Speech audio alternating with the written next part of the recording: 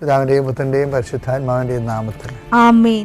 അമ്മേ പരിശുദ്ധ അമ്മേ, അമ്മേ പരിശുദ്ധമേ, ദൈവമാതാവേ, കൃപാസനത്തിലൂടെ ഞങ്ങളുടെ ദേശത്തിനും അമ്മ മധ്യസ്ഥം തേടി തന്ന എല്ലാ അനുഗ്രഹങ്ങൾക്കും കൃപകൾക്കും ഞങ്ങളിപ്പോൾ ഹൃദയം നിറഞ്ഞ നന്ദി പറയുന്നു. അമ്മേ പരിശുദ്ധമേ, ദൈവമാതാവേ, 2004 ഡിസംബർ 7 ഉച്ചകഴിഞ്ഞ് 2:30 കൃപാസനത്തിൽ സംഭവിച്ച അമ്മയുടെ പ്രത്യക്ഷപ്പെടലിനെ കുറിച്ച് തിരുസഭയ്ക്ക് സമർപ്പിച്ചിരിക്കുന്ന പഠനരേഖകളുടെ സഭാത്മകമായ പഠനം ആരംഭിക്കുവാൻ ഞങ്ങൾ പ്രാർത്ഥിക്കുന്നു. അമ്മേ പരിശുദ്ധമേ, ഭൂസ്വർലോകങ്ങളുടെ രാജ്ഞിയായ അങ്ങേയ്ക്ക് ഭൗമസംരക്ഷണത്തിനായി പ്രപഞ്ചപ്രകൃതിയെ തന്നെ തിരുസഭ പ്രതിഷ്ഠിക്കുവാൻ ഈ പ്രത്യക്ഷീകരണം വഴി ഇടയാക്കണമേ. പരിശുദ്ധമേ, ജപമാല മാതാവേ, സകല കൃപാസനം പ്രാർത്ഥനയോടും ചേർത്ത് ഞങ്ങളിപ്പോൾ പ്രാർത്ഥിക്കുന്ന ഈ കുടുംബത്തിന്റെ പ്രത്യേക നിയോഗം മക്കളെ, അമ്മയുടെ പ്രത്യക്ഷീകരണത്തിന്റെ ഈ അനുഗ്രഹവേളയിൽ ഞങ്ങൾക്ക് സാധിച്ചു തരുവാൻ കനിയണമേ. ആമേൻ. വിശ്വാസ പ്രമാണം. സർവശക്തനായ പിതാവും ആകാശത്തിന്റെയും ഭൂമിയുടെയും സൃഷ്ടാവുമായ ദൈവത്തിൽ ഞാൻ വിശ്വസിക്കുന്നു. അവിടുത്തെ ഏകപുത്രനും ഞങ്ങളുടെ കർത്താവുമായ ഈശോ മിശിഹായിലും ഞാൻ വിശ്വസിക്കുന്നു. ഈ പുത്രൻ പരിശുദ്ധാത്മാവിനാൽ ഗർഭസ്ഥനായി കന്യകാമറിയത്തിൽ നിന്ന് പിറന്ന് പൊന്തിയോസ് പിലാത്തോസിന്റെ കാലത്ത് പീഡകൾ സഹിച്ച് കുരിശിൽ തറയ്ക്കപ്പെട്ട് മരിച്ച് അടക്കപ്പെട്ട് പാതാളങ്ങളിൽ ഇറങ്ങി മരിച്ചവരുടെ ഇടയിൽ നിന്ന് 3-ാം നാൾ ഉയർത്ത് സ്വർഗത്തിലേക്ക് എഴുന്നള്ളി സർവശക്തിയുള്ള പിതാവായ ദൈവത്തിന്റെ വലതുഭാഗത്തിരിക്കുന്നു. അവിടെ നിന്ന് ജീവിക്കുന്നവരെയും മരിച്ചവരെയും വിധിക്കുവാൻ വരുമെന്നും ഞാൻ വിശ്വസിക്കുന്നു. പരിശുദ്ധാത്മാവിലും ഞാൻ വിശ്വസിക്കുന്നു. വിശുദ്ധ കത്തോലിക്കാ സഭയിലും പുണ്യവാന്മാരുടെ ഐക്യത്തിലും പാപങ്ങളുടെ മോചനത്തിലും ശരീരത്തിന്റെ ഉയർപ്പിലും നിത്യമായ ജീവിതത്തിലും ഞാൻ വിശ്വസിക്കുന്നു. ആമേൻ. സുഖസ്ഥനായ ഞങ്ങളുടെ പിതാവേ, അങ്ങയുടെ നാമം പൂജിതമാകണമേ. അങ്ങയുടെ രാജ്യം വരണമേ. അങ്ങയുടെ തിരുമനസ് സ്വർഗത്തിലെ പോലെ ഭൂമിയിലുമാകണമേ. അന്നു വേണ്ടുന്ന ആഹാരം ഇന്ന് ഞങ്ങൾക്ക് തരണമേ.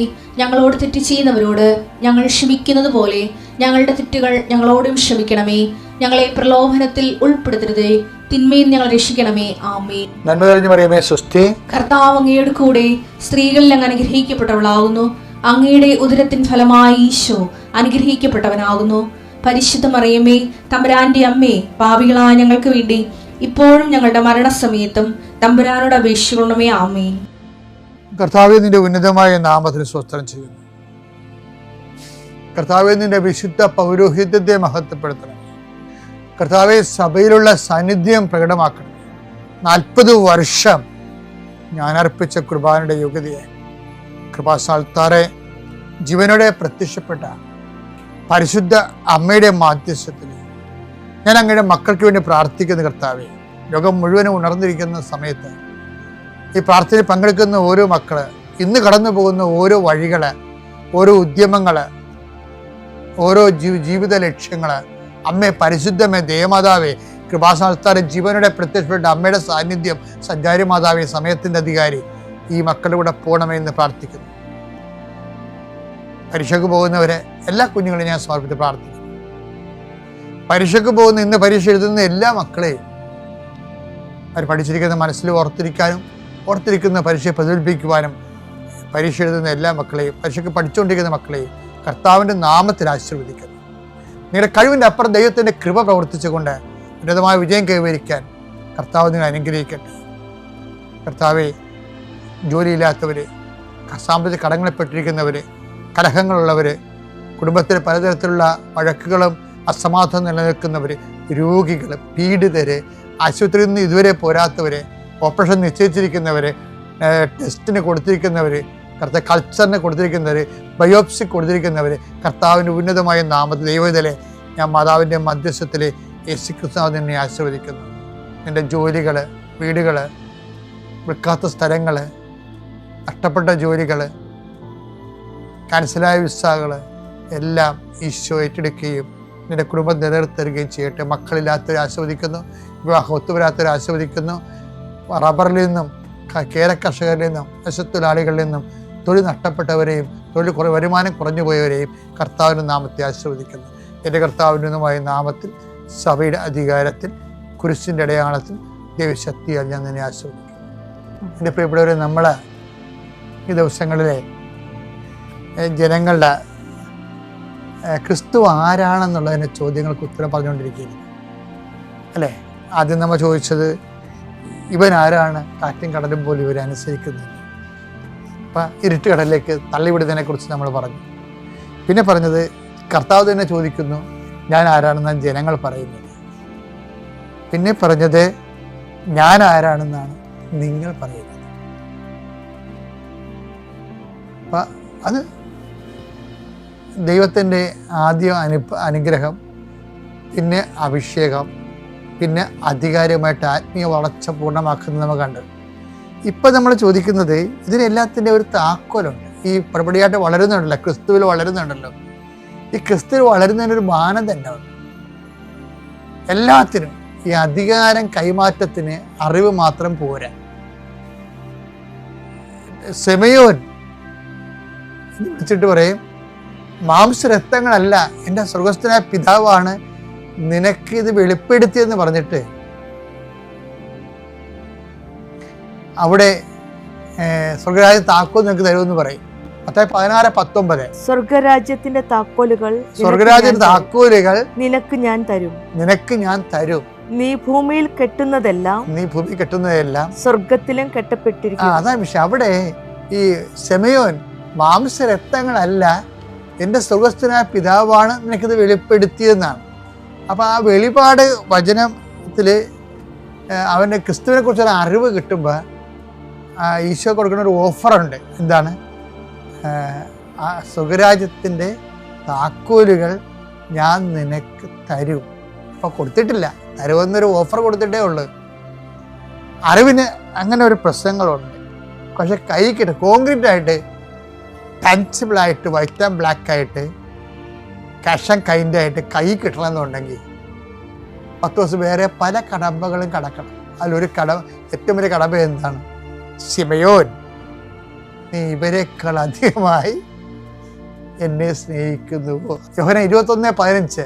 അവരുടെ പ്രാതൽ കഴിഞ്ഞപ്പോൾ യേശു ശിമയോൻ പത്രോസിനോട് ചോദിച്ചു, യോഹന്നാന്റെ പുത്രനായ ശിമയോനെ, നീ ഇവരെക്കാൾ അധികമായി എന്നെ സ്നേഹിക്കുന്നുവോ? കണ്ടാ, അതാണ് വിഷയം. മറ്റ് സ്വർഗരാജ്യത്തെ താക്കോലുകൾ ഞാൻ നിനക്ക് തരുമെന്നേ പറഞ്ഞിട്ടുണ്ട്. കൊടുക്കണേ എപ്പോഴാണ്? ഈ അറിവ് നമ്മൾ സ്നേഹമായി ജീവിക്കുമ്പോഴാണ്. കർത്താവിനെ, നീ ഇവരെക്കാൾ അധികമായി എന്നെ സ്നേഹിക്കുന്നുവോ? അപ്പോൾ ഇതിൻ്റെ അകത്ത് കുറേ രഹസ്യ കച്ചവടങ്ങൾ നടന്നിട്ടുണ്ട്. കുറേ രഹസ്യ കച്ചവടങ്ങൾ എന്ന് വെച്ചാൽ ഈ അണ്ടർഗ്രൗണ്ട് കേബിൾ എന്ന് പറഞ്ഞ പോലെ കർത്താവും പത്രോസും തമ്മിൽ അണ്ടർഗ്രൗണ്ട് കേബിളുണ്ട്. ഈ പുറമേ നടക്കുന്ന കക്ഷികൾക്കൊന്നും മനസ്സിലാകത്തില്ല. അപ്പോൾ പത്രോസ് പറഞ്ഞ്, കർത്താവ് ഞാൻ നിന്നെ സ്നേഹിക്കണമെന്ന് നിനക്കറിയാമല്ലോ എന്ന് പറയും. അപ്പോൾ കർത്താവ് പറയും, നീ എൻ്റെ കുഞ്ഞാടുകളെ മേയ്ക്കുക. അവൻ പറഞ്ഞു, ഉവ്വ് കർത്താവേ, ഞാൻ നിന്നെ സ്നേഹിക്കുന്നുവെന്ന് നീ അറിയുന്നുവല്ലോ. യേശു അവനോട് പറഞ്ഞു, എന്റെ ആടുകളെ മേയ്ക്കുക. കമാൻഡ് ചെയ്യണം. പണ്ട് സ്വർഗ്ഗരാജ്യ താക്കോൽ തരുമെന്ന് പറഞ്ഞിട്ടില്ലേ? അപ്പൊ അധികാരം കൊടുക്കേണ്ട സഭയുടെ പേര് ഇപ്പോഴാണ് കൊടുക്കണത്. കാര്യം മറ്റേ അറിവൊക്കെ കുഴപ്പമില്ല, പക്ഷേ അറിവല്ല പ്രാധാന്യം. എന്താണ്? സ്നേഹമാണ് പ്രാധാന്യം. അറിവിന് ഒരു പകുതി 50%, ബാക്കി 50% ഇരിക്കുന്നത് സ്നേഹത്തിലാണ്. നീ എൻ്റെ ആടുകളെ മേയ്ക്കുക. വീണ്ടും പത്രോസിനോട് സെയിം ക്വസ്റ്റ്യൻ ചോദിക്കും. യോഹന്നാന്റെ പുത്രനായ ശിമയോനെ, നീ എന്നെ സ്നേഹിക്കുന്നുവോ? അവൻ പറഞ്ഞു, ഉവ്വ് കർത്താവേ, ഞാൻ നിന്നെ സ്നേഹിക്കുന്നുവെന്ന് നീ അറിയുന്നുവല്ലോ. അവൻ പറഞ്ഞു, എന്റെ കുഞ്ഞാടുകളെ മേയ്ക്കുക. അപ്പൊ അവസാനം സഭയുടെ ഘട്ടം ഘട്ടമായിട്ടുള്ള അധികാരങ്ങൾ ഏൽപ്പിക്കുക. പക്ഷെ ഇനി ഈ തുറുപ്പ്, 10 ദിവസത്തിൻ്റെ ഒരു തുറുപ്പുണ്ട്. ആ തുറുപ്പ് കാണിക്കാൻ കർത്താവ് പറയും. അത് ആർക്ക് വേണ്ടിയാണെന്ന് അറിയാമോ? ഈ കൂടെ നിൽക്കുന്ന അണ്ണന്മാർക്ക് വേണ്ടി. പണ്ട് തന്നെ ഇവര് പ്രശ്നക്കാരാണ്. ഇവര് താബോർമലയിൽ കർത്താവ് പത്രോസിനെയും യോഹന്നാനെയും യാക്കോബിനെയും കൊണ്ട് പോയപ്പോൾ തന്നെ പിറുപിറുപ്പ്, താഴെ അന്ത്രയോസ് ഉൾപ്പെടെ പിറുപിറുത്ത പാർട്ടിയാണ്. അങ്ങനെയാണ് ആ അപസ്മാര രോഗിയൊക്കെ വന്നിട്ട്, അത് നമുക്കൊരു ദിവസം കാണാം. അതിനെക്കുറിച്ച് ഞാൻ നേരത്തെ പറഞ്ഞിട്ടുണ്ട്. അതവിടെ നിൽക്കട്ടെ. അപ്പോഴും ഈ ബാക്കിയുള്ളവർക്ക് എന്ത് കൊണ്ട് പത്രോസിനെ ഉയർത്തിക്കൊണ്ട് വന്നു എന്നുള്ളത് ചോദ്യമല്ലേ. അപ്പൊ മൂന്നാമത്തെ ചോദ്യം ചോദിക്കും. മൂന്നാം പ്രാവശ്യം യോഹന്നാന്റെ പുത്രനായ ശിമയോനെ നീ എന്നെ സ്നേഹിക്കുന്നുവോ? തന്നോട് മൂന്നാം പ്രാവശ്യവും നീ എന്നെ സ്നേഹിക്കുന്നുവോ തകർന്നുപോയി എന്ന് അവൻ ചോദിച്ചതുകൊണ്ട് പത്രോസ് ദുഃഖിതനായി. അവൻ പറഞ്ഞു, കർത്താവേ, നീ എല്ലാം അറിയുന്നു, ഞാൻ നിന്നെ സ്നേഹിക്കുന്നുവെന്നും നീ അറിയുന്നു. യേശു പറഞ്ഞു, എന്റെ കുഞ്ഞാടുകളെ മേയിക്കുക. കഴിഞ്ഞ ദിവസം ബിഷപ്പ് ഷീനെ വത്തിക്കാൻ എനിക്ക് ബിഷപ്പ് ഷീനല്ലേ, അമേരിക്കൻ ബിഷപ്പ്, ഈ 20-ാം നൂറ്റാണ്ടിലെ ഏറ്റവും വലിയ വിശുദ്ധനെന്ന് ഞാൻ പറഞ്ഞിരിക്കുന്നത് ബിഷപ്പ് ഷീനെ. അദ്ദേഹത്തിൻ്റെ പുസ്തകം ഞാൻ ഒത്തിരി വായിച്ചിട്ടുണ്ട്. അദ്ദേഹം ഭയങ്കര ഒരു മരിയനാണ്. അദ്ദേഹത്തിൻ്റെ അന്ന് അരമണിക്കൂർ ടെലിവിഷൻ പ്രഭാഷണത്തിന് $25,000. കാത്തലിക് പിക്ചറിൽ വെച്ച് ഏറ്റവും ടോപ്പായിരുന്നു. അപ്പം കഴിഞ്ഞ പ്രാവശ്യം ബിഷപ്പ് ഷീൻ്റെ ധന്യനായിട്ട് പ്രഖ്യാപിക്കണം എന്ന് പറഞ്ഞപ്പോൾ വത്തിക്കാനിലെ കുറേ ഇടക്കെടുകളുണ്ടായിരുന്നു തന്നെ. അപ്പം ഞാൻ എൻ്റെ കൂടെയുള്ളവരൊക്കെ പറഞ്ഞ് ഇത് ഇപ്പോഴത്തെ ഒരു കാലാവസ്ഥയാണ്, ആൻറ്റി അമേരിക്കൻ കാലാവസ്ഥയാണ്. ഇത് കറക്റ്റ് കഴിയുമ്പോൾ ഇത് മാറി, കാറ്റ് മാറി വീശും, നിങ്ങൾ നോക്കിക്കോന്ന് ഞാൻ പറയും. ബിഷപ്പ് ഷീനെ വീണ്ടും ബിഷപ്പിനെ ധന്യനായിട്ട് വാഴ്ത്തപ്പെട്ടവനായിട്ട് പ്രഖ്യാപിക്കുമെന്ന് ഞാൻ പറയും. അദ്ദേഹം വിശുദ്ധനായിട്ട് പ്രഖ്യാപിക്കുകയും ചെയ്യും അദ്ദേഹത്തിന്. കാര്യം അത്രയും ഡെപ്ത് ക്വാളിറ്റി ആ ആത്മാവിനുണ്ട് ശരിക്കും. ഇന്നും പ്രഭ ചൊരിഞ്ഞുകൊണ്ടിരിക്കുകയാണ് ബിഷപ്പ് ഷീൻ്റെ. യൂട്യൂബിലൊക്കെ നോക്കിയാൽ നിങ്ങൾ നോക്കി എന്ത് സിമ്പിൾ ലാംഗ്വേജ് ആണെന്ന് അറിയാമോ, എന്ത് ഇട്ടിവെട്ട് അഭിഷേകമാണ് നോക്കണം ബിഷപ്പ് ഷീൻ. ഇപ്പം ബിഷപ്പ് ഷീൻ്റെ ജീവിതത്തിൽ ഒരു അവസ്ഥ പറ്റിയിട്ടുണ്ട്. എനിക്ക് തോന്നിയതാണ്, എൻ്റെ സ്വന്തം നിരീക്ഷണമാണ്. ബിഷപ്പ് ഷീൻ്റെ പുസ്തകത്തിലാണ് ഈ പത്രോസ് സകലക്കൂടി കർത്താവിനെ അനുഗമിച്ചത് നെഗറ്റീവ് പോയിൻ്റായിട്ട് പറഞ്ഞത്. പത്രോസ് ഇപ്പം ഒരു തുറപ്പ് കാണിച്ച കണ്ടില്ലേ, എന്താണ് അകലക്കൂടി അനുഗമിച്ചതൊന്നുമല്ല. ഒരു തരം കിട്ടിയിരുന്നെങ്കിൽ കർത്താവിനെ കൊണ്ടാവാൻ പോയേനെ അവിടുന്ന് നോക്കിക്കൊണ്ട് പോകും. എന്നിട്ട് അവളിച്ചങ്ങനെ ശരിക്കും പറഞ്ഞ ഗലീലൻ മുക്കുവനല്ലേ, അവനാണ് വെട്ടിയത്. 200 പേരുടെ കൂട്ടത്തിൽ നിന്നുകൊണ്ടാണ് ഒറ്റ വടിവാളം കൊണ്ട് കർത്താവ് ആ മർക്കോസിന് ചെവി വെട്ടി. അതിൻ്റെ ചെവിയല്ലേ വെട്ടി, എൻ്റെ പേടലൊക്കെ വെട്ടിയതാണ്. കർത്താവിടെ ഉണ്ടായിരുന്ന കൊണ്ട് ചെവിയായിപ്പോയതാണ്. അതാണ് പത്രോസിനെ ഇങ്ങനെ അണ്ടർ എസ്റ്റിമേറ്റ് ചെയ്യേണ്ട ഒരു കാര്യമില്ല. എന്നിട്ട് ഇപ്പം വന്നിട്ട് കർത്താവ് എന്താ പറഞ്ഞത്? കർത്താവ് പറഞ്ഞത് പത്രോസെ വാളുറയിലിടാൻ പറഞ്ഞു. ഇത്രയും നാൾ ഞാൻ നിന്നെ അതല്ലല്ല പഠിപ്പിച്ചതെന്ന് പറഞ്ഞു. നീ പഠിക്കാൻ കൊണ്ടുവന്ന് കുട ഉടക്കുകയാണെന്ന് ചോദിച്ചു. ഇത്രയും അതല്ല, എന്നെ അനുഗമിക്കാൻ ആഗ്രഹിക്കുന്ന സ്വയം പരിത്യജിച്ച് കുരിശുമെടുത്തവരായെന്നെ പറഞ്ഞത്. അപ്പം നീ വാളും എടുത്താണ് ഈ അവസാനം വന്നിരിക്കണം, വാള് ഉറയിലിടാൻ പറഞ്ഞു. പത്രോസിന് പറയണമെങ്കിൽ പറയാം, കർത്താവ് പിടിക്കപ്പെട്ടു, കർത്താവ് വെട്ടിയത് പത്രോസാണെന്നുള്ളത് അവിടുത്തുള്ള 200 ശത്രുക്കൾക്കും അറിയാം. അവർ പത്രോസിനെ അച്ചാറാക്കി കളയും, വെട്ടിനുറുക്കി. പക്ഷേ എന്നിട്ടും കർത്താവിൻ്റെ വാക്ക് കേട്ടിട്ട് ആ മനുഷ്യൻ ആയുധം പുറയിലിട്ട് നിരായത്തിനായിട്ട് നിന്നു. കാര്യം എന്താണ്? ഗുരുവിൻ്റെ വാക്കിനായിരുന്നു വില. സ്വന്തം ജീവനേക്കാൾ ദൈവത്തിൻ്റെ വചനത്തിന് പ്രാധാന്യം കൊടുത്തുകൊണ്ട് അവൻ ജീവൻ സമർപ്പിച്ചതാണ്. ഇതാണ് തുറുപ്പ്. ഈ തുറുപ്പ് അവൻ കാണിക്കും. എന്താ പറയണത്? ഞാൻ ആരാണെന്നാണ് നിങ്ങൾ പറയുന്ന ചോദ്യങ്ങളില്ല. അതല്ലേ നമ്മളിവിടെ വരെ എത്തിച്ചത്. ഇപ്പം ചോദിക്കണത് എന്താണ്? ഇപ്പോഴത്തെ ചോദ്യം, നീ എന്നെ ഇവരെക്കാൾ ഞാൻ സ്നേഹിക്കുന്നുവോ എന്ന് പറയുമ്പോൾ ആ പഴയ തുറുപ്പ്, കർത്താവേ നിനക്കെല്ലാം അറിയാം.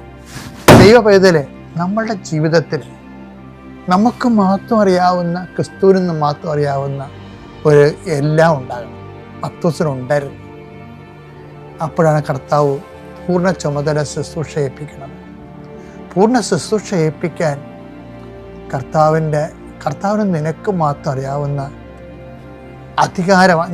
നമ്മളിങ്ങനെ ധ്യാനം തുടങ്ങിയത്, ഞാൻ ആരാണെന്നാണ് ജനങ്ങൾ പറയുന്നത്, കാറ്റും കടലും പോലും ഇവൻ ആശ്രയിക്കുന്നു.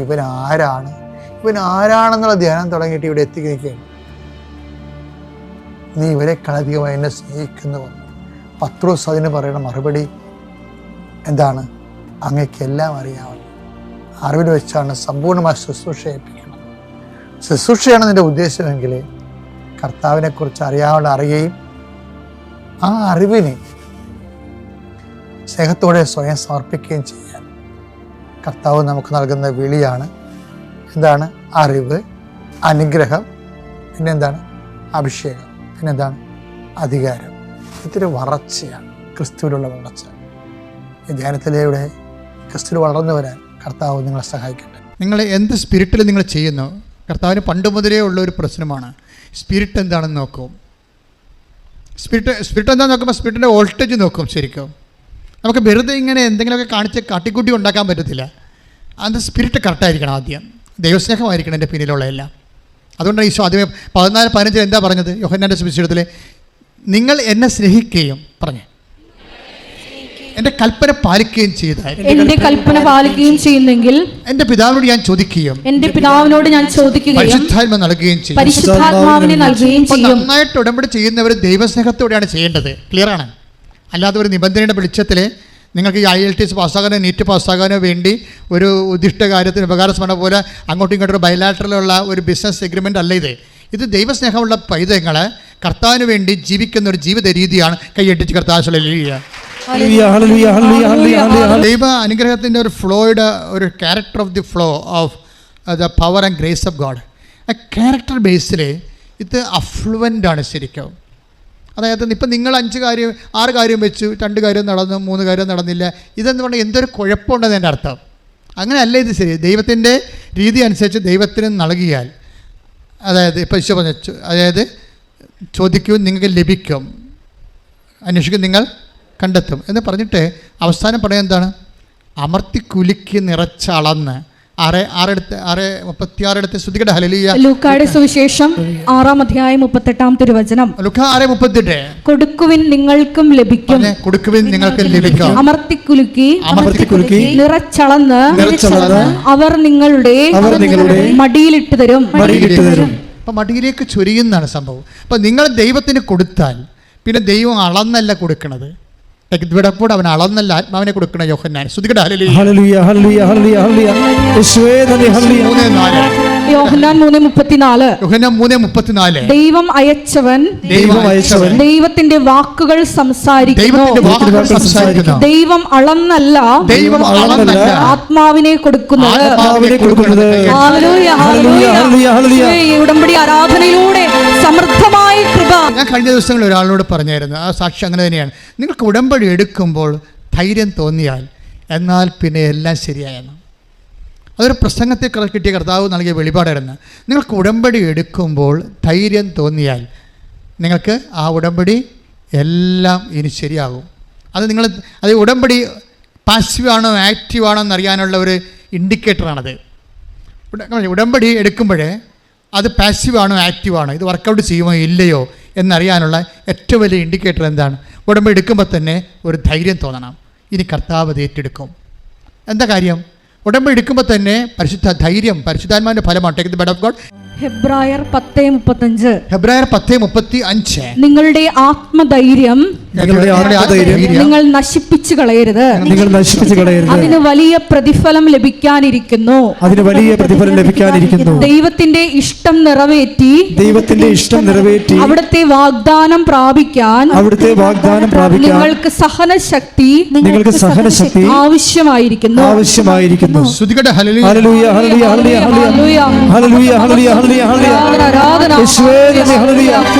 ശക്തി എന്ന്, അതായത് നമുക്ക് ധൈര്യം തോന്നണത് ദൈവത്തിൻ്റെ ശക്തി നമ്മളിലേക്ക് ആവശ്യിക്കപ്പെടുമ്പോഴാണ്. ആ ശക്തി ആത്മാവിൻ്റെ ഒരു ദാനമാണ്. ഐസയ 11:2 ശ്രുതികട ഹല്ലേലൂയ.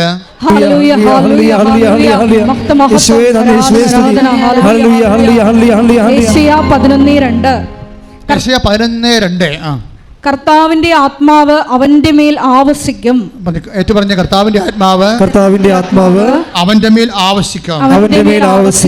ജ്ഞാനത്തിന്റെയും വിവേകത്തിന്റെയും ആത്മാവ്, ഉപദേശത്തിന്റെയും ശക്തിയുടെയും ആത്മാവ്, ഉപദേശത്തിന്റെയും ശക്തിയുടെയും ആത്മാവ്. ഇപ്പം കർത്താവിൻ്റെ ആത്മാവ് നമ്മളിൽ വന്ന് എങ്ങനെ മനസ്സിലാക്കാം? ഒരു ഇൻഡിക്കേറ്ററാണെന്ന് ഞാൻ പറഞ്ഞില്ലേ. അതായത് ഉടമ്പടി എടുക്കുമ്പോൾ തന്നെ നിങ്ങൾക്കൊരു ശക്തി തോന്നുന്നുണ്ടെങ്കിൽ, നിങ്ങൾക്ക് ആത്മധൈര്യം തോന്നുന്നുണ്ടെങ്കിൽ, ഇനി കർത്താവുണ്ട്, ഇനി കർത്താവ് നോക്കിക്കൊള്ളു, ഇനി അമ്മ എനിക്ക് വേണ്ടി മധ്യസ്ഥ പ്രാപിക്കുക, അപ്പം അമ്മ സഞ്ചാരി മാതാവാണ്, അമ്മ എൻ്റെ കൂടെ വരും, എൻ്റെ കുഞ്ഞിൻ്റെ കാര്യം, എൻ്റെ ഭർത്താവിൻ്റെ കാര്യം, എൻ്റെ വീടിൻ്റെ കാര്യം ഇനി ദൈവം പൂർണ്ണമായും നോക്കും എന്ന് പറയുമ്പോൾ ധൈര്യമാണ്. പക്ഷേ ധൈര്യം എന്ന് പറയുമ്പോൾ അതങ്ങനെ തോന്നിയാൽ ദാറ്റ് മീൻസ് നിങ്ങൾക്ക് ഓൾറെഡി നിങ്ങൾ ഇൻസ്പിരിറ്റഡ് ആയെന്നതിൻ്റെ അർത്ഥം. ഓൾറെഡി പരിശുദ്ധാത്മാവ് ഉടമ്പടി എടുക്കുമ്പോൾ തന്നെ നിങ്ങൾ പരിശുദ്ധാത്മാവ് നിറഞ്ഞത് കൊണ്ടാണ് നിങ്ങൾക്ക് ആ ധൈര്യം തോന്നാൻ കാരണം ധൈര്യവും ശക്തിയും പരിശുദ്ധാത്മാവിൻ്റെ ദാനങ്ങളാണ്. കൈയിട്ടിച്ച് കർത്താൻ പരിശുദ്ധ പരമ ദിവ്യകാരുണ്യത്തിന് ഈ ഉടമ്പടി എടുക്കുമ്പോൾ ധൈര്യം കിട്ടാൻ കാരണവും കഷ്ടത വരുമ്പോൾ ആത്മധൈര്യം എടുത്ത് വർക്കൗട്ട് ചെയ്യും. ഉടമ്പടി പരിശുദ്ധാത്മാവിൻ്റെ ദാനമായ ദൈവശക്തി ഐശ്വര്യ 11:2 ദൈവശക്തി തന്നെയാണ് നമുക്ക് ഫീലിങ്ങിൽ ധൈര്യമായിട്ട് വരുന്നത്. ഈ ധൈര്യം തന്നെ കഷ്ടതയാണ് കാലത്തിലൂടെ കടന്നു പോകണമെന്നുണ്ടെങ്കിൽ അത് ദൈവത്തിൻ്റെ കൂട്ടാളിയായ ആത്മാവിൻ്റെ സഹിത്വം കൊണ്ടുണ്ടാകുന്ന ആത്മധൈര്യമായിട്ട് വർക്കൗട്ട് ചെയ്യാം. ഇത് പറയണത് റോമ 5:5. Take the bed of God. റോമ 5:5. ശ്രുതികട ഹല്ലേലൂയ ഹല്ലേലൂയ ഹല്ലേലൂയ. റോമ 5:4-5. എന്തെന്നാൽ കഷ്ടത സഹനശീലവും ആത്മധൈര്യം പ്രത്യാശയും വിളവാക്കുന്നു എന്ന് നാം അറിയുന്നു. പ്രത്യാശ നമ്മെ നിരാശരാക്കുന്നില്ല. കാരണം നമുക്ക് നൽകപ്പെട്ടിരിക്കുന്ന പരിശുദ്ധാത്മാവിലൂടെ ദൈവത്തിന്റെ സ്നേഹം നമ്മുടെ ഹൃദയങ്ങളിലേക്ക് ചൊരിയപ്പെട്ടിരിക്കുന്നു. ഇതാണ് സംഭവം. എന്താ പറഞ്ഞത്? ഇതിന്റെ എല്ലാ അതായത് പറഞ്ഞ കഷ്ടത സഹനശീലവും ആത്മധൈര്യവും നമുക്ക് നൽകുന്നു. ആത്മധൈര്യം പ്രത്യാശയും നമുക്ക് നൽകുന്നു. പ്രത്യാശ നമ്മളെ നിരാശരാക്കുന്നില്ല. നമ്മൾ ചിന്തിയിരിക്കുന്ന ദൈവത്തിന്റെ സ്നേഹമെന്തെന്ന് നിങ്ങൾ അറിയുന്നു. അതായത് റോമ 4 റോമ 5 എന്താ പ്രശ്നം വെച്ച് കഴിഞ്ഞാല് ഇതെല്ലാം വരുന്നത് എങ്ങനെയാണ്? ദൈവസ്നേഹത്തിലാണ് ഇത് വർക്ക് ചെയ്യണത്. നിങ്ങളെ എപ്പോഴും ശ്രദ്ധിക്കുക. നിങ്ങൾക്ക് പരിശുദ്ധാത്മാവിനെ വേണോ വേണ്ടത് കൈപൊക്കെ എന്താ പ്രശ്നം വെച്ച് കഴിഞ്ഞാൽ പരിശുദ്ധാത്മാവ് വേണമെന്നുണ്ടെങ്കിൽ അതിൻ്റെ ഫസ്റ്റ് എയ്ഡ് എന്ന് പറയണത് ദൈവസ്നേഹത്താൽ നിറയുകയാണ്. പ്രാർത്ഥിച്ച് കർത്താവ് ദൈവമേ അങ്ങയോട് ഉഭയകക്ഷി ഉടമ്പടിയിലായ ഞങ്ങളുടെ മേൽ ദൈവസ്നേഹത്താൽ അഭിഷേകം ചെയ്യണമേ. ആ അഭിഷേകത്തിലെ ആത്മാവിന്റെ ശക്തിയും ധൈര്യവും ഞങ്ങൾക്ക് വെളിവാകാൻ ഇടയാക്കണമേ. അങ്ങനെ ഞങ്ങൾ അമ്മയെ പോലെ യേശുവിനെ സ്വീകരിക്കുവാനും ലോകത്തിൽ കൊടുക്കുവാനും സുവിശേഷമാകുവാനും കർത്താവിന്റെ കൽപ്പന പാലിച്ച് ദൈവഭക്തരായി ജീവിക്കുവാനും അഭിഷേകം ചെയ്യണമേ. എപ്പോഴും അഭിഷേകം ആരാധനയും സ്തുതിയും പുകഴ്ചയും ഉണ്ടായിരിക്കട്ടെ. അപ്പൊ ഉടമ്പടി എടുക്കുമ്പോൾ മാത്രമല്ല മക്കളെ, നിങ്ങൾ ഉടമ്പടി കഴിഞ്ഞ കാലഘട്ടങ്ങളിലും ഉടമ്പടി കഴിഞ്ഞ് നിങ്ങൾ ഉടമ്പടി ജീവിക്കുകയാണ്. നിങ്ങൾക്കറിയാവില്ല, ഉടമ്പടി രാവിലെ കുർബാനയ്ക്ക് ഈശോ പറഞ്ഞെന്താണെന്നറിയാവോ? ഒരു പ്രാർത്ഥനാ രീതി അല്ല എന്നാണ് പറഞ്ഞത്.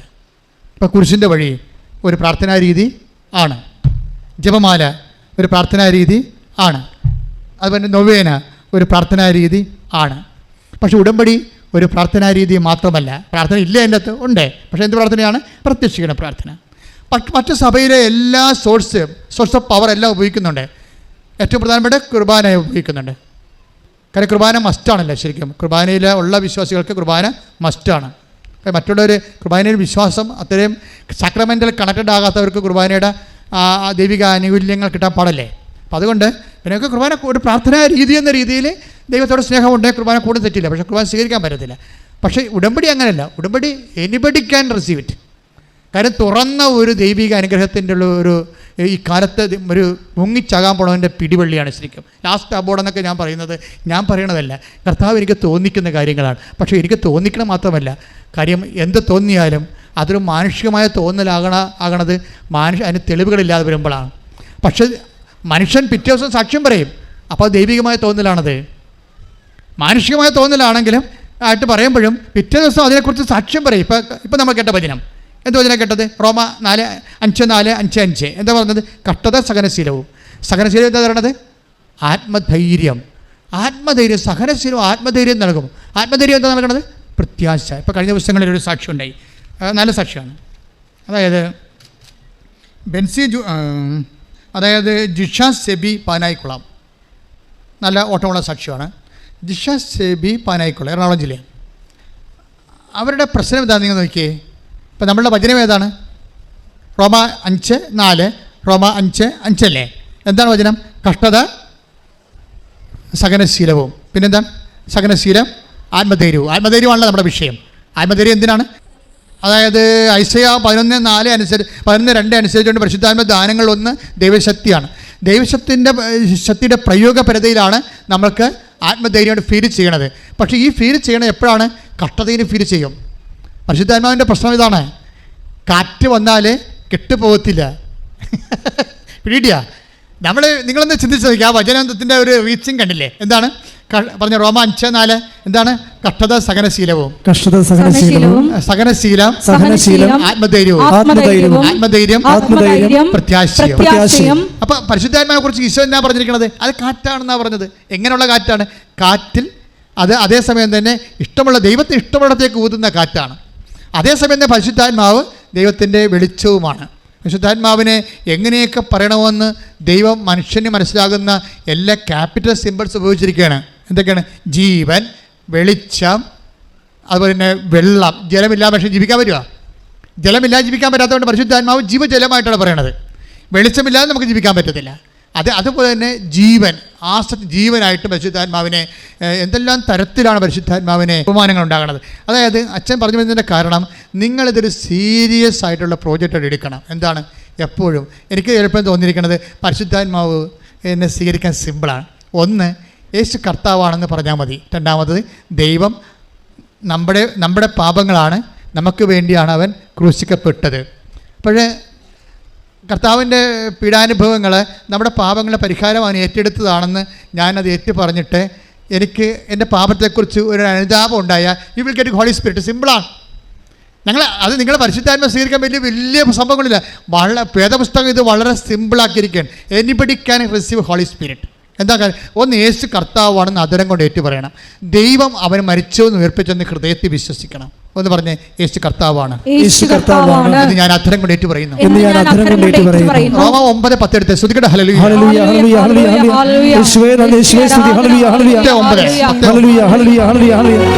റോമ 10:9. ആകയാൽ യേശു കർത്താവാണെന്ന് അധരം കൊണ്ട് ഏറ്റുപറയുകയും ദൈവം അവനെ മരിച്ചവരിൽ നിന്ന് ഉയർപ്പിച്ചു എന്ന് ഹൃദയത്തിൽ വിശ്വസിക്കുകയും ചെയ്താൽ നീ രക്ഷ പ്രാപിക്കും. അപ്പൊ അവൻ മരിച്ചത് എന്തിനു വേണ്ടിയാണ്? പീഡ അനുഭവിച്ചത് എന്തിനാണ്? പാപങ്ങൾക്ക് പരിഹാരമാണ്. അത് പൗലോസ് അപ്പോസ്തലൻ എന്ന വേദപുസ്തകത്തിൻ്റെ ശക്തമായ അപ്പോസ്തലിക് എക്സ്പീരിയൻസ് ആണ്. എന്താണ്? അവൻ നമ്മുടെ പാപങ്ങളാണ് അവൻ ഏറ്റെടുത്തത്. ഐസയ 53, 4, 5, 6, 8 ഇവിടെ ശ്രുതികട ഹല്ലേലൂയ.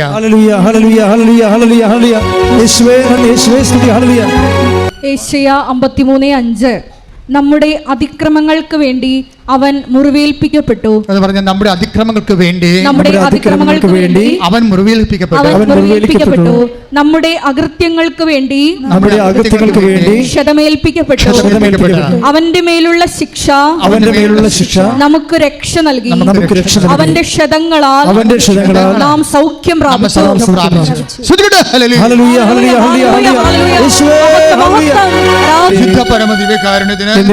ആരാധനയും സ്തുതിയും ഈ പരിശുദ്ധാത്മാവിന്റെ പ്രത്യേകത പരിശുദ്ധാത്മാവ് നമ്മൾ യേശുവിനെ രക്ഷകനായി എൻ്റെ പാപങ്ങൾക്ക് വേണ്ടിയാണ് ആ പരിഹാരം ചെയ്തത്.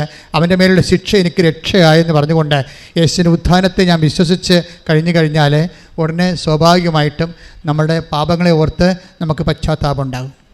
പാപങ്ങളെ ഓർത്ത് എന്ന് പശ്ചാത്താപം ഉണ്ടാകുന്നു, അന്ന് ദൈവപൈതലെ അപ്പോൾ നീ യേശുവിൻ്റെ കുരിശാരോഹണത്തോടും കർത്താവിൻ്റെ പീഡാനുഭവത്തോടും നിന്റെ കർത്താവിൻ്റെ വീണ്ടെടുപ്പ് പ്രക്രിയയോടും കൂടി നീ ഐക്യദാർഢ്യം പ്രഖ്യാപിക്കണം. കൈ അടിച്ച് കർത്താവ് പരിശുദ്ധ പരമ ദിവ്യകാരുണ്യത്തിന് ആരാധനയും സ്തുതിയും പുകഴ്ചയും ഉണ്ടായിരിക്കട്ടെ. അതുകൊണ്ടാണ് പൗലോസ് അപ്പോസ്തലൻ ഈ രക്ഷ, മനുഷ്യൻ്റെ ആത്മരക്ഷയും പരിശുദ്ധാത്മാവിൻ്റെ നിറവും ഒക്കെ അടങ്ങിയിരിക്കുന്നത് എന്തിലാണ്? യേശുക്രിസ്തുവിൻ്റെ കുരിശുമരണത്തിലാണ്. അതുകൊണ്ടാണ് അപ്പോസ്തലൻ പറയുന്നത്, എന്തുകൊണ്ടാണ്? കുരിശുമരണത്തെക്കുറിച്ചല്ലാതെ, നിങ്ങളുടെ കൂടെ ഞാൻ ആയിരുന്നപ്പോൾ യേശുവിൻ്റെ കുരിശുമരണത്തെക്കുറിച്ചല്ലാതെ മറ്റൊന്നും അറിയേണ്ടതില്ലെന്ന് ഞാൻ കരുതിയെന്ന്. കുരിശുമരണത്തിന് അത്രയും ശക്തിയാണ്. 1 കൊരിന്ത്യൻസ് 2:2 ശ്രുതികട ഹല്ലേലൂയ. Take the bed of God. ഹല്ലേലൂയ ഹല്ലേലൂയ ഹല്ലേലൂയ. 1 കൊരിന്ത്യൻസ് 2:2 നിങ്ങളുടെ ഇടയിലായിരുന്നപ്പോൾ യേശുക്രിസ്തുവിനെ കുറിച്ചല്ലാതെ അതും ക്രൂശിതനായവനെ കുറിച്ചല്ലാതെ മറ്റൊന്നിനെ കുറിച്ചും അറിയേണ്ടതില്ലെന്ന് ഞാൻ തീരുമാനിച്ചു. അതായത് ഒരു മനുഷ്യൻ അറിയേണ്ട ഏറ്റവും വലിയ കാര്യം എന്താണ്? ക്രൂശിതനായ ക്രിസ്തുവിനെ കുറിച്ചാണ്. എന്താ കാര്യം? അവൻ ക്രൂശിക്കപ്പെട്ടത് എനിക്ക് പകരക്കാരനായാണ്. അവൻ ഏറ്റെടുത്തത് എൻ്റെ പാപങ്ങളാണ്. അവൻ മൂലമാണ്, അവൻ്റെ നാമം മൂലമാണ് ഞാൻ വിടുവിക്കപ്പെട്ടത്. ദൈവപൈതലേ, നീ എന്ന് യേശു ക്രിസ്തു നിനക്ക് വേണ്ടി മരിച്ചു, നിന്റെ പാപങ്ങൾ നീ മരിക്കുന്നതിന് പകരം, നിത്യമായി മരിക്കുന്നതിന് വേണ്ടി മരിക്കുന്നതിന് പകരം അവൻ മരിച്ചു. അവൻ്റെ ആ മരണത്തെ, പാപത്തെ ഏറ്റെടുത്തത് പിതാവായ ദൈവത്തെ മഹത്വപ്പെടുത്തി ദൈവം അവനെ ഉയർത്തെഴുന്നേൽപ്പിച്ചു വന്ന് അത് നിനക്ക് വേണ്ടിയാണെന്ന് നീ വിശ്വസിച്ചാൽ you will be saved. നീ വീണ്ടെടുക്കപ്പെട്ട വ്യക്തിയാകും. ശ്രുതികട ഹല്ലേലൂയ പരമദിവ്യകാരുണ്യത്തിന് ആരാധനയും സ്തുതിയും പുകഴ്ചയും ഉണ്ടായിരിക്കട്ടെ. എന്റെ ദൈവഭക്തരെ, നീ ഇപ്പോൾ ഒരു ചെളിക്കുണ്ടിൽ കിടക്കണമെന്ന് വിചാരിച്ചോ? നീ എന്തോ നിനക്ക് ആവശ്യമുള്ള എന്തോ എടുക്കാൻ വേണ്ടി പരക്കം പാഞ്ഞ് പോയി നീ ഒരു കിണറ്റിൽ വീണെന്ന് വിചാരിച്ചോ? ഒരു പൊട്ടക്കിണറ്റിൽ വീണ. അപ്പോൾ നിനക്ക് അവിടെ രക്ഷപ്പെടാൻ പറ്റണില്ല. നിന്നെ രക്ഷിക്കാൻ വന്ന ആൾ നിന്നെ രക്ഷപ്പെടുത്തിയപ്പോൾ അയാളുടെ കൈയും കാലും മുഴുവൻ മുറിഞ്ഞ് ചോര വാർന്ന് പരീക്ഷണനായിപ്പോയി. അയാളുടെ ചോരപ്പാട് കണ്ടാൽ നിനക്ക് എന്ത് തോന്നും? ഞാനിങ്ങനെ ഒരു കുരത കാണിച്ച് ചാടിയത് കൊണ്ടല്ലേ ഈ മനുഷ്യൻ ഇത്രയും കഷ്ടപ്പെട്ട് ചോര വാർത്ത് പോയത്. അപ്പോൾ അത് നിനക്കുണ്ടാകണം എന്താണ്? ആ ചോരപ്പാട് കാണുമ്പോൾ പശ്ചാത്താപം അല്ലേ? നീ അരുതാത്ത കാര്യത്തിന് വേണ്ടി ഓടി നടന്ന് ഒരു മനുഷ്യനെ, നിഷ്കളങ്കനായ ഒരു മനുഷ്യനെ ഇല്ലായിരുന്നെങ്കിൽ നീ രക്ഷപ്പെടാത്ത ആ അവസാനം നിത്യമരണം പ്രാപിക്കുക ആയിരുന്നില്ലേ എന്ന് ഓർത്തുകൊണ്ട് നിനക്കൊരു വേദന തോന്നാം. ക്രിസ്തുവിൻ്റെ കുരിശുമരണം കാണുമ്പോഴേ നമ്മുടെ പാപങ്ങൾക്ക് വേണ്ടി ആ പരിഹാരം അവൻ ഏറ്റെടുക്കാതിരുന്നെങ്കിൽ നമ്മളും പട്ടി ചാകണ പോലെ ചത്ത്, ഈ പന്നി ചാകണ പോലെ ചത്ത്, പക്ഷികൾ ചാകണ പോലെ ചത്ത് മൺമറഞ്ഞു പോകത്തില്ലേ? നമുക്ക് നിത്യജീവൻ കിട്ടത്തില്ലായിരുന്നല്ലോ. ഓർക്കുക, ഇത് പറയണത് ജോസഫ് അച്ഛനാ. എന്താ കാര്യം? ഞാൻ മാതാവിനെ നേരെ കണ്ടൊരാളാണ്. അപ്പോൾ മാതാവിന് ജീവനോടെ കണ്ട ആളാണ്. എനിക്കറിയാം പുനരുദ്ധാനം എന്താണെന്ന്, എനിക്കറിയാം നിത്യജീവിതം എന്താണെന്ന്. എന്ന് വെച്ചാൽ എൻ്റെ ദൈവപൈതലെ, എനിക്കും നിനക്കും നിത്യജീവൻ ലഭിക്കുന്നതിന് വേണ്ടി എൻ്റെയും പാപങ്ങൾ സ്വന്തമായിട്ട് ഏറ്റെടുത്തുകൊണ്ട് ഒരു മുൾക്കിരീടമായി, തിരുവിലാവിൽ മുറിവായി മുൾക്കിരീടമായി, കരച്ചടങ്ങ് ആണിപ്പെടുത്തായി, സർവാംഗം മുറിവായി അവൻ്റെ മുതുകിലാണ് ശത്രുക്കൾ ഉഴുതുമറിച്ചതെന്ന് പറയുമ്പോൾ അവനെ കാണുമ്പോൾ നമ്മൾക്ക് എന്താണ് തോന്നേണ്ടത്? അവൻ്റെ പീഡാനുഭവം കാണുമ്പോൾ നമുക്ക് എന്താണ് തോന്നുന്നത്? ഈ മനുഷ്യനെ കണ്ടാൽ അവൻ മനുഷ്യനാണെന്ന് പോലും തോന്നത്തില്ലെന്ന് ഐസക്ക് തോന്നിയെങ്കിൽ നമുക്ക് എന്താണ് തോന്നേണ്ടത്? പശ്ചാത്താപമില്ലേ? ആ പശ്ചാത്താപത്തിന് ദൈവം നൽകുന്ന മറുപടിയാണ് പരിശുദ്ധാത്മാവ്. ശ്രുതികട ഹല്ലേലൂയ ഹല്ലേലൂയ ഹല്ലേലൂയ ഹല്ലേലൂയ.